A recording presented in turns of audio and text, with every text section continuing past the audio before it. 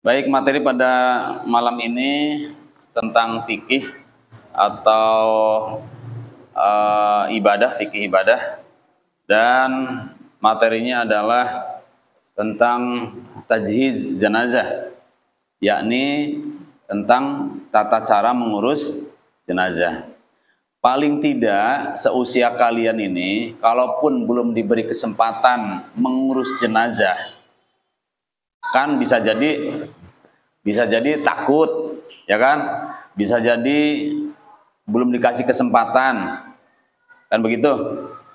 Paling tidak ada dalam benak atau pikiran sebagai ilmu pengetahuan.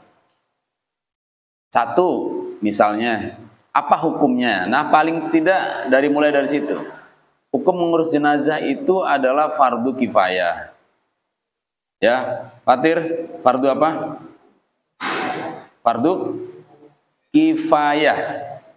Fardu kifayah. Jadi fardu itu ada dua, ada fardu ain, ada fardu kifayah. Fardu ain itu begini, kewajiban yang harus dilakukan oleh seseorang yang tidak bisa diwakilkan kepada orang lain. Jika dia tidak bisa melakukannya, maka dia kena dosa.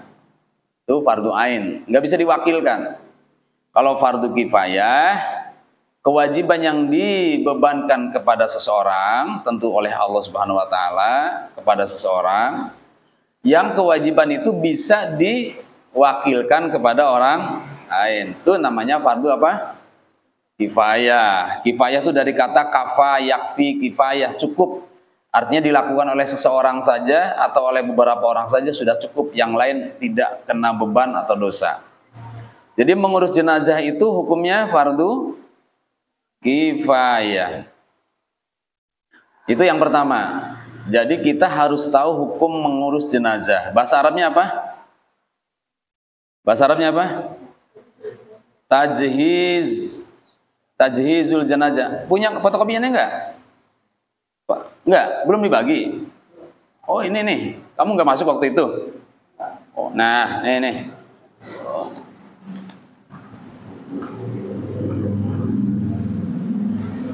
Belajarnya yang serius ya.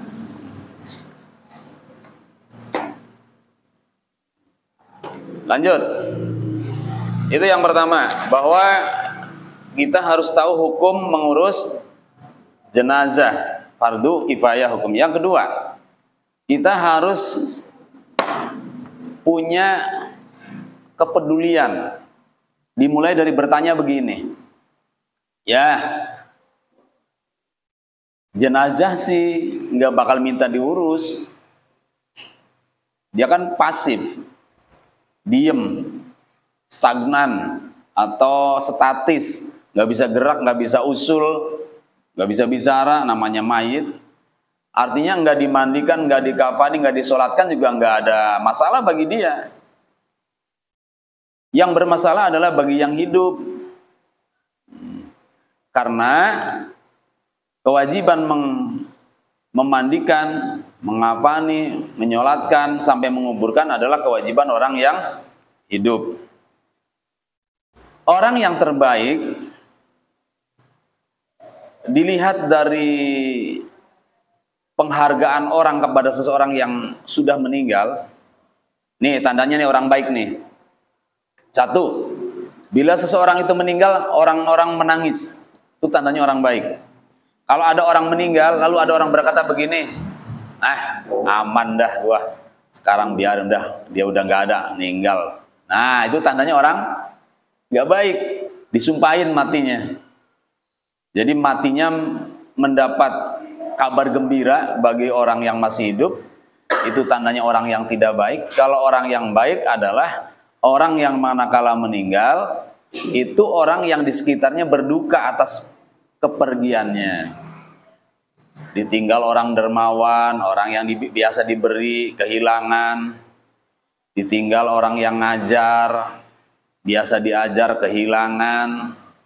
Ditinggal orang yang melindungi, biasa dilindungi, yang biasa melindunginya meninggal. Itu biasanya begitu. Seperti anak ditinggal mati oleh ibu atau bapaknya. yang biasa nyuapin ninggal, yang biasa ngasih uang jajan ninggal. Tuh menurut anak itu orang tua baik sekali. Makanya kalau orang tua meninggal pasti nangis. Karena selama ini yang paling sayang kepadanya, yang paling baik kepadanya adalah orang tua. Jadi bisa disimpulkan bahwa tanda orang yang matinya baik yaitu manakala dia meninggal, orang di sekitarnya merasa bersedih. Itu yang pertama. Yang kedua,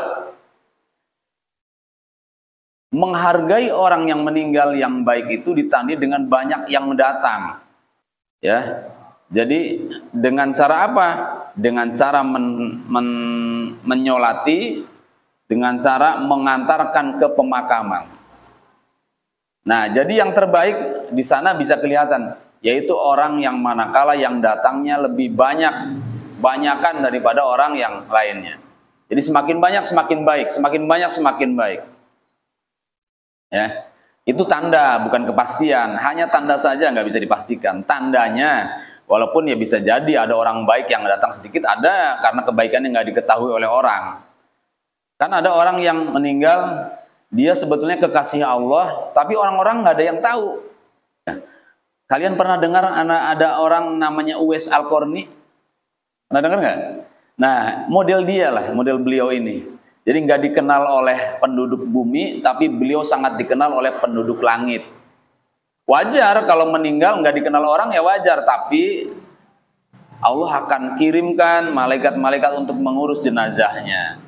Sehingga oleh orang-orang tertentu ada yang kelihatan, ada yang tidak. Karena itu adalah termasuk malaikat itu makhluk gaib yang kadang bisa didohirkan, kadang juga tidak, tergantung kehendak Allah. Jadi yang tadi Pak Ustadz sampaikan adalah itu hanya tanda-tanda saja, bukan kepastian. Jadi tanda yang pertama, orang baik itu manakala meninggal dia akan ditangisi oleh orang-orang yang ada di sekitarnya. Yang kedua, yang datang banyak. Ya, yang datang banyak. Setelah itu orang yang baik tandanya masih ada orang yang datang walaupun apa disebutnya sudah berlalu kepergiannya. Sudah berlalu kepergiannya. Masih ada orang yang datang untuk berbelasungkawa, menyampaikan duka cita kepada keluarga bahwa atas kepergiannya kami merasa kehilangan dan bersedih.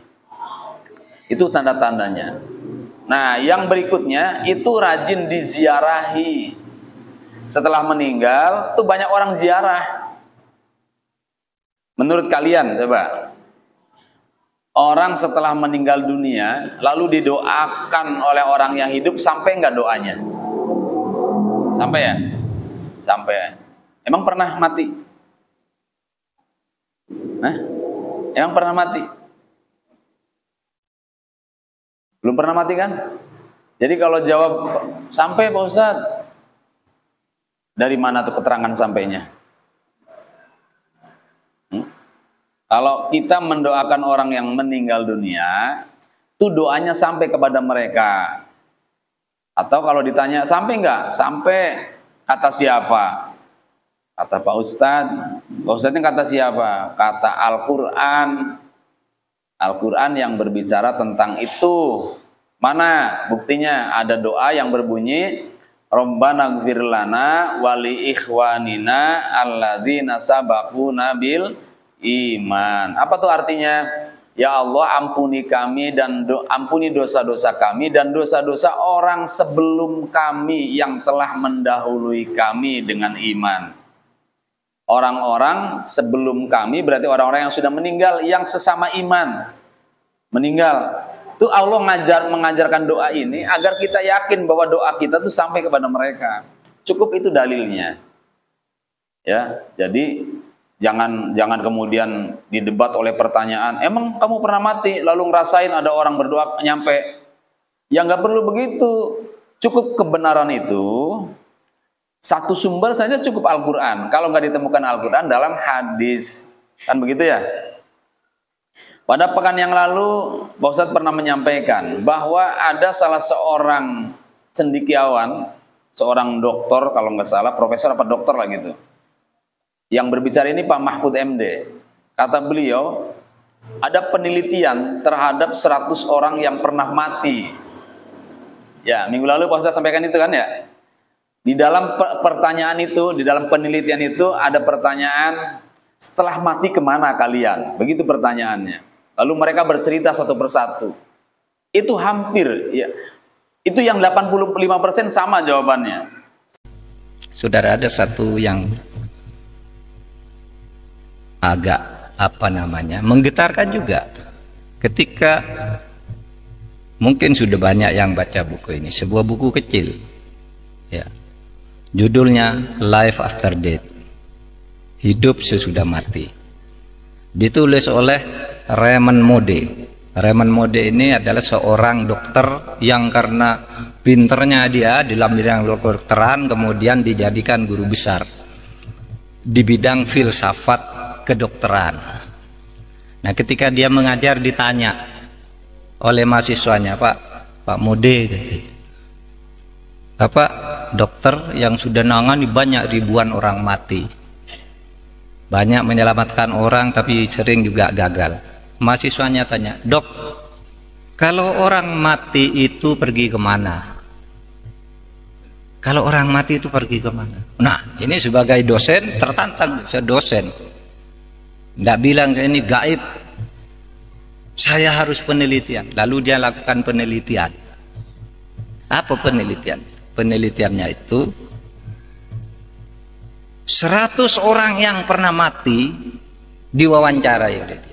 Ada orang pernah mati banyak, dia kirim surat ke rumah sakit. Apa tempatmu pernah ada orang mati lalu hidup lagi? Ada namanya John, mati jam sekian, tiba-tiba jam 6 sore hidup. Ada yang mati 2 jam, ada yang 6 jam, 7 jam. Nah, dicatat namanya, dicari alam, lalu diwawancarai.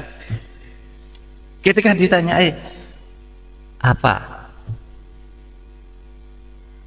yang kamu rasakan ketika kamu mati? Saudara, 100 orang yang pernah mati ini 86% jawabannya sama, saya keluar dari tubuh saya.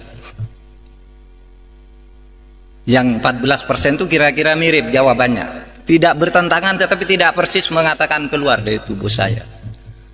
Jadi orang mati itu, saudara kalau mati besok keluar dari diri saudara sendiri. Lalu apa yang saya lihat ke bawah, ibu saya nangis, kata yang punya ibu.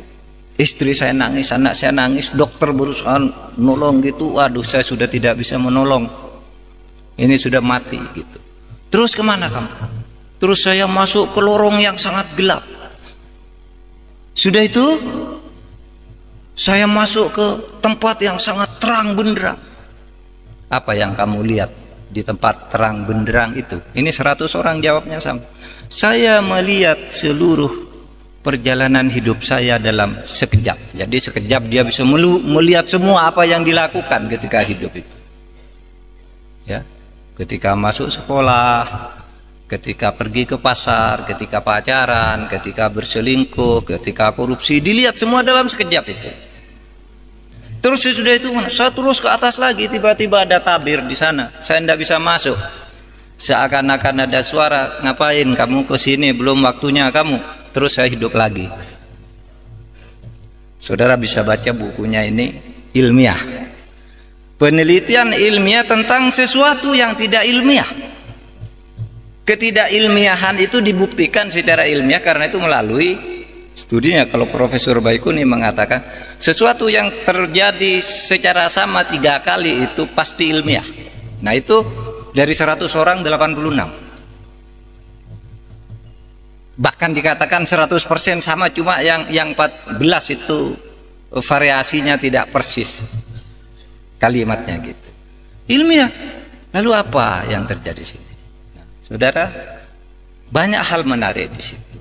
Pertama, bahwa orang itu bisa pergi dari tubuhnya. Kayak saudara pergi sedang tidur, saudara pergi ke Afrika, saudara naik pesawat, itu mimpi, itu kan pergi saudara dari tubuh saudara.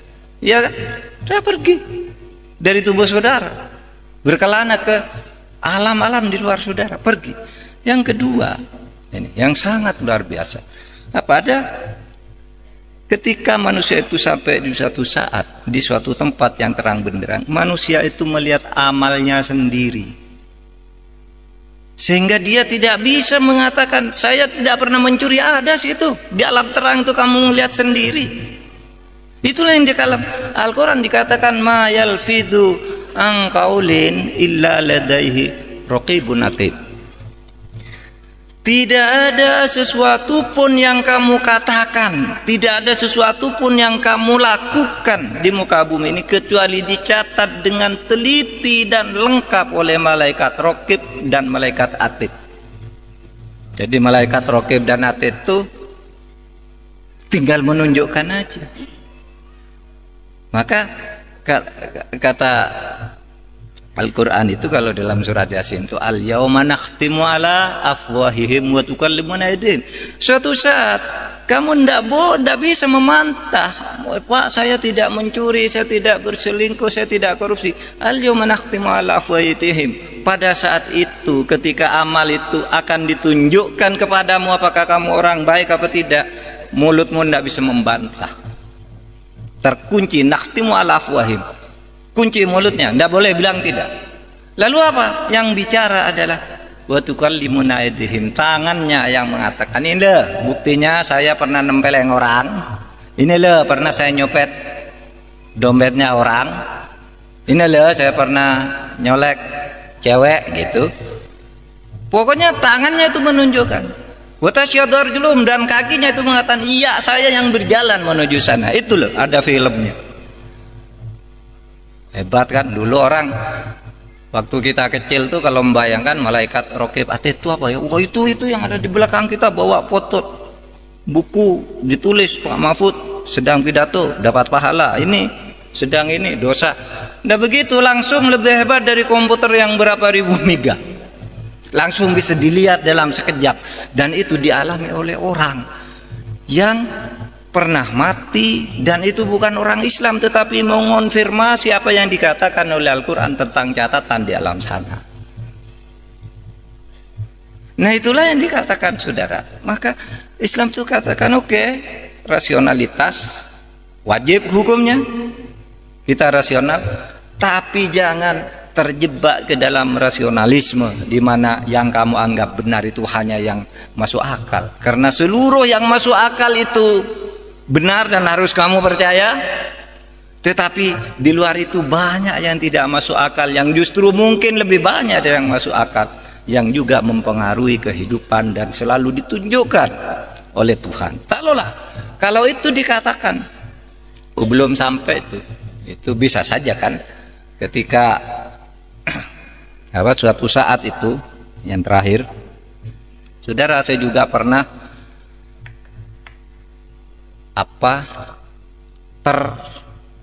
terkagum dengan kisah penemuan kota Iram di Yaman. Begini, jadi seorang bernama Nicholas Cleve, ahli purbakala itu memburu benda-benda purbakala ketika melakukan perburuan di Yaman Utara. Itu ketika menggali beberapa meter menemukan lempengan batu. Lempengan batu bertulisan huruf-huruf kuno. Dia tidak tahu ini apa artinya. Dia datang ke seorang ahli bahasa purba namanya Profesor Petinito. Datangnya, Prof, ini apa nih artinya? Dia tahu, oh ini Iram, ini bacaannya ini Iram, ini Samud, ini Ad. Ini apa maksudnya?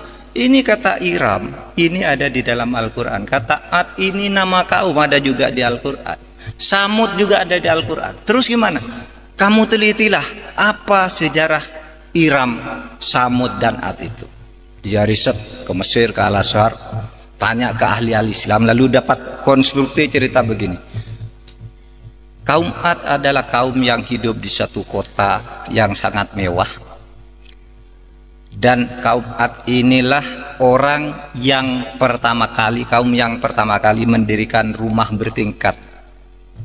Sebelum itu rumah tuh ya satu ini aja, satu lantai. Nah, sejak itu ada menara-menara tuh kaum Ad yang pertama. Tetapi kaum ini durhaka kepada Allah sehingga suatu saat didatangkan badai luar biasa lalu ditutup, tenggelam kota dan seluruh penduduknya ke muka bumi.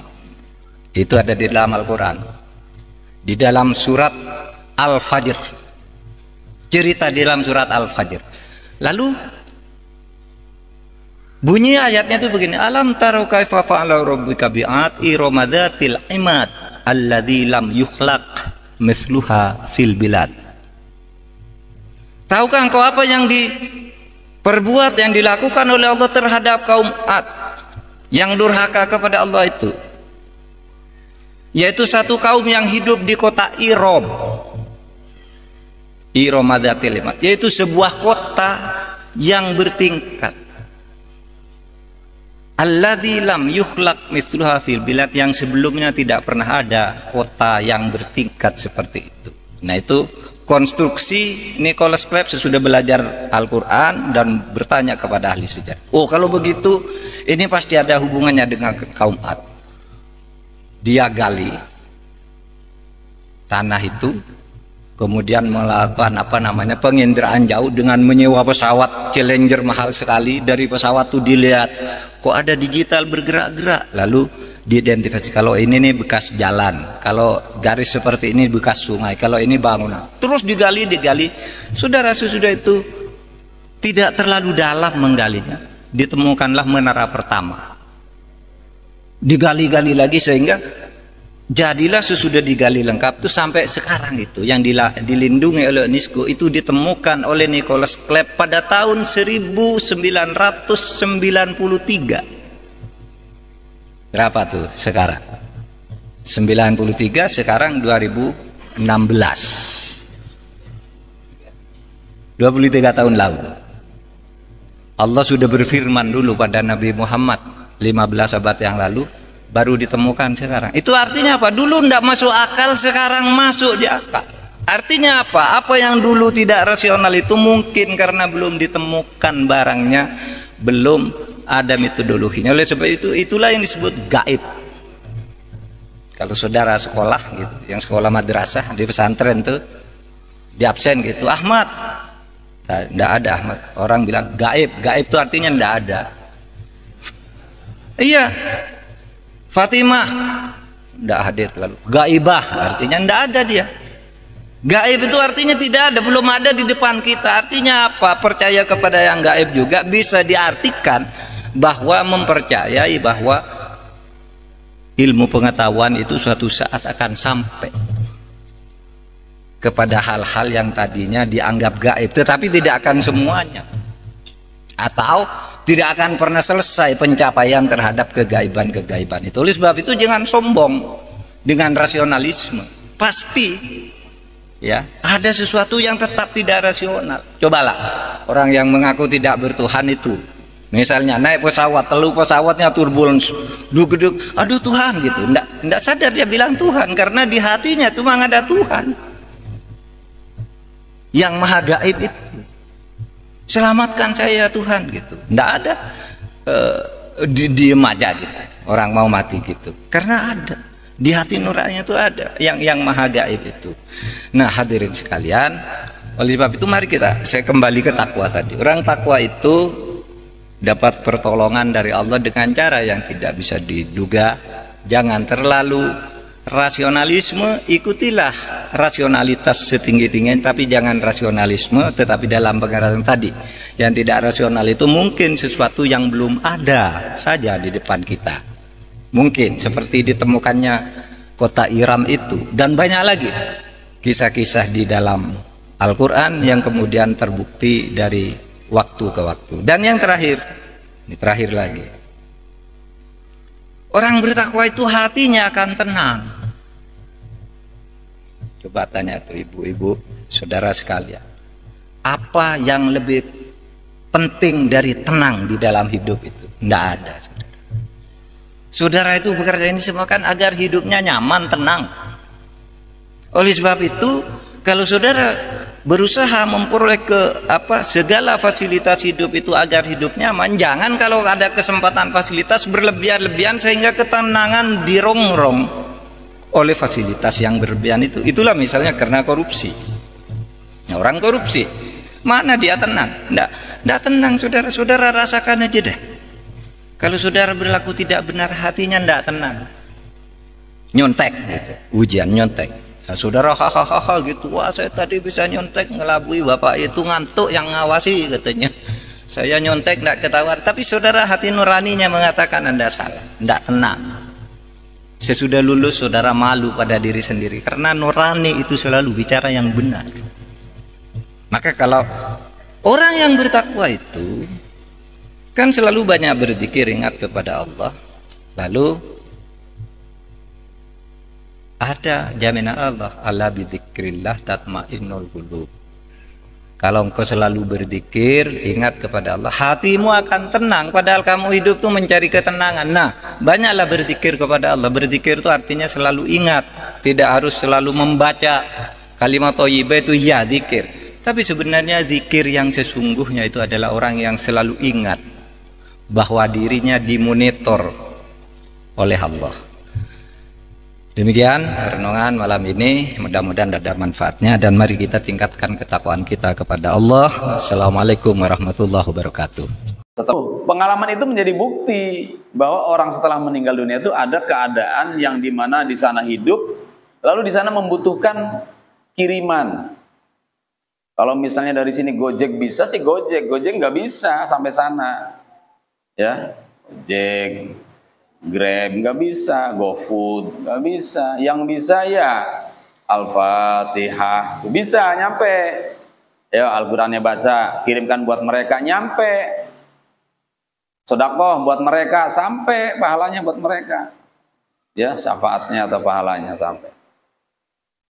Nah begitu, jadi dalilnya adalah ada doa yang diajarkan oleh Allah dalam surat Al-Hasr kalau nggak salah, yaitu yang berbunyi tadi, Rabbana ighfir lana wa li ikhwaninal ladzina sabaquna bil iman. Ya. Kembali ke tadi bahwa tanda orang yang baik ketika meninggal atau setelah meninggal dunia itu tadi ditangisi, disolati oleh orang banyak, ditakziahi dan diziarahi. Tinggal sekarang mari kita amalkan sabda Nabi yang berbunyi begini. Kata Nabi, kafa bil mauti wa'idho. Cukuplah kematian itu menjadi nasihat bagi kita. Ada orang mati, jadikan nasihat kematian itu bukan kita. Tetangga mati, jadikan nasihat. Orang tua mati, jadikan nasihat. Dan orang yang bisa menjadikan nasihat daripada kematian adalah orang yang cerdas. Dari kecerdasannya dilahirkan dari hasil ngaji. Kalau nggak ngaji nggak bakal bisa mendapatkan mauidhoh dari kematian. Jangankan kematian yang diam, ada orang ceramah saja, kalau orang nggak siap menerima nasihat mah nggak bakal tahu nasihat apaan itu. Sampai-sampai penceramahnya udah berbusa mulutnya, sudah berjam-jam, tapi kok nggak ada yang nyangkut-nyangkut, ini ceramah apaan?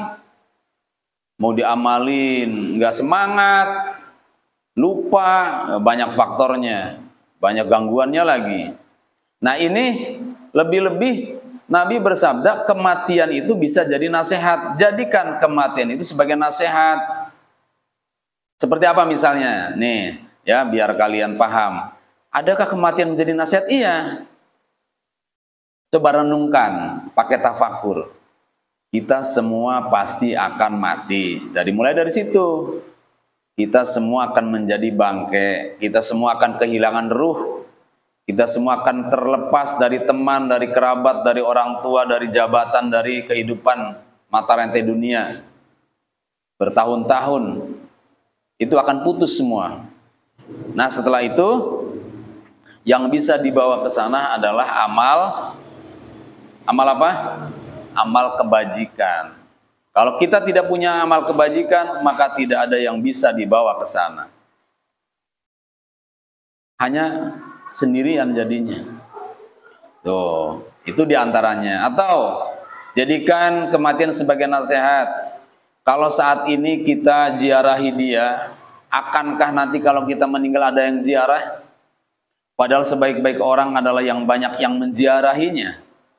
Kira-kira bisa enggak ya saya kalau mati nanti diziarahi banyak orang? Jangankan banyak orang, satu orang saja yang rutin setiap pekan saja, setiap hari Kamis atau hari Jumat, tuh sekarang tuh harga mahal, hampir nggak ada di Jakarta terutama, ya. Yang masih kelihatan bagus tuh di kalangan para pesantren. Pesantren ada banyak kalau pesantren. Kalau di Jakarta hampir jarang kelihatan. Yang rajin setiap minggu, setiap pekan. Aduh, iya ya. Kira-kira ada nggak nanti kalau kita meninggal diziarahi orang? Sehingga kalau lagi sendirian ada yang datang, alhamdulillah ada yang nengok. Itu bangga tuh. Alhamdulillah anakku datang, alhamdulillah ponakanku datang. Jadi kelihatan dari sana tuh. Kelihatan. Apalagi saat itu bekalnya habis. Karena memang waktu di dunia amalnya pas-pasan. Jadi kalau saat ini dia berada di alam barzah, itu hanya bisa mengandalkan dari pemberian atau dari kiriman orang yang masih hidup. Jadi kalau nggak ada bekal yang bisa mempermanenkan keadaan baiknya di sana, tidak disupport atau tidak didukung oleh pemberian orang lain, maka orang ini selalu mengharapkan akan kedatangan dari orang yang hidup. Tuh. Ya, jadi nanti kelihatan kamu yang orang tuanya sudah tiada, tuh orang tuanya di sana ngeliatin anak kemana nggak datang-datang. Begitu datang, alhamdulillah. Ya, bawa bekal seminggu sekali, bawa bekalnya untuk seminggu, udah habis kirim lagi, datang lagi. Iya sih, boleh-boleh aja mendoakan itu tidak harus datang ke kuburannya. Bisa saja dari sini habis sholat doa juga bisa. Tapi marilah kita beranalogi. Ada seorang anak yang merantau ke Jakarta, ini orang kampung. Orang kampung punya anak di Jakarta. Yang satu tiap lebaran pulang, yang satunya nggak pernah pulang. Tapi ininya amplopnya, kirimannya nggak pernah telat. Kalau ada yang pulang nitip, ada yang pulang nitip. Kira-kira orang tua yang di kampung rindu nggak sama anak yang nggak pulang-pulang? Tapi kirimannya datang. Rindu nggak? Rindu pastinya. Tuh, begitu kurang lebih analoginya.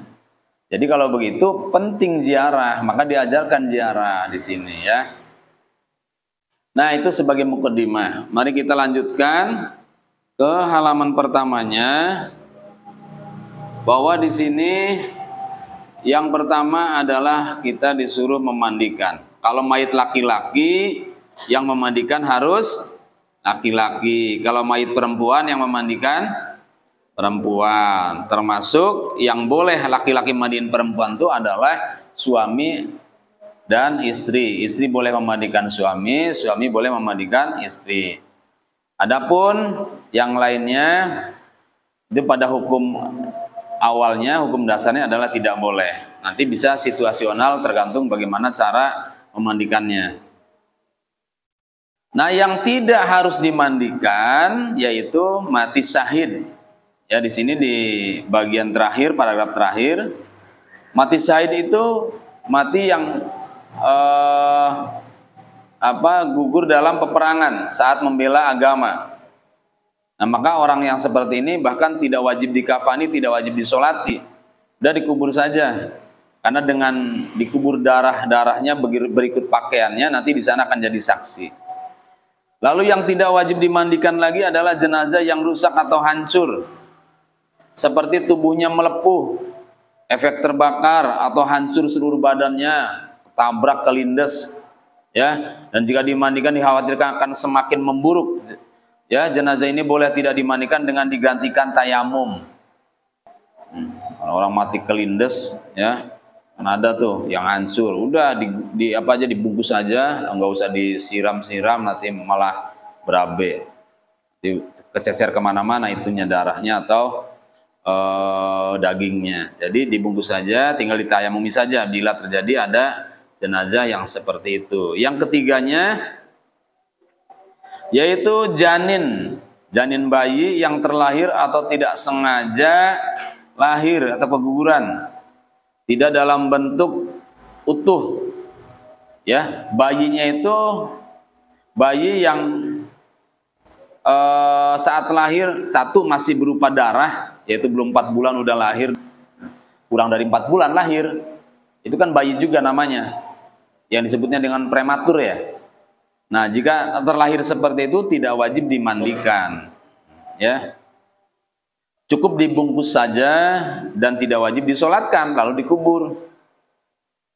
Nah, yang janin yang wajib dimandikan itu walaupun mati di dalam kandungan, kalau dia sudah berbentuk, yakni lahir setelah 4 bulan kehamilan.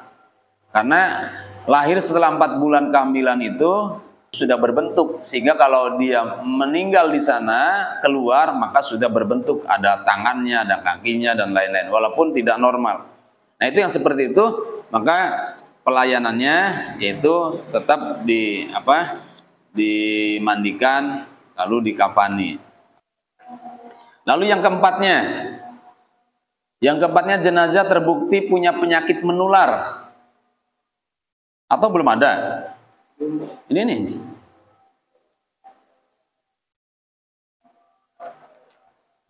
Ya, yang keempatnya jenazah yang terbukti punya penyakit menular.